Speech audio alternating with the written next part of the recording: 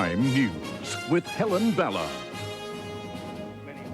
Tonight, the member for Indi in New York describes the horror of the American terrorist attack. An Albury man dies in a car crash west of the city and a crucial turning point in the bypass debate tonight.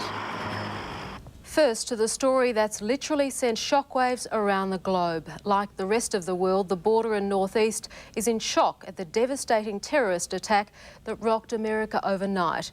The federal member for Indi, Lou Lieberman, is in New York, just a few kilometres from the disaster at the World Trade Center. He spoke to us by phone this morning. The scenes of devastation were unimaginable. First one plane, then another smashed into the Twin Towers of the World Trade Center. The horrifying images hitting home in the border and northeast today, in particular touching political identity Lou Lieberman. He's in New York, just 3 kilometres from the crash site. Obviously, we're all shocked. The city is shocked. It's a very, very sad day for America and the world.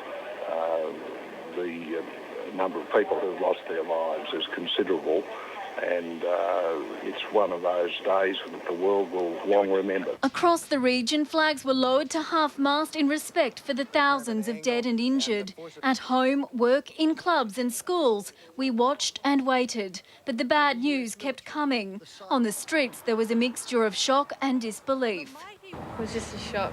I really couldn't believe it, so.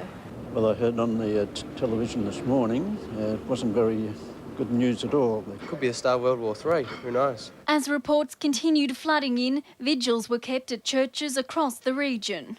Even early this morning, people were coming in lighting candles, and even grown men crying and ladies crying and distressed about it. At St Patrick's Parish School, students lit candles and prayed for world peace. I thought it was terrible, and I hope it's true what they say, that there's a better afterlife for the people who have died. For 10-year-old Marshall, the fear is even closer to home. My grandma and grandpa and auntie and uncle caught the last flight to America, and they were kept on the plane for 7 hours, and they caught a bus to a hotel.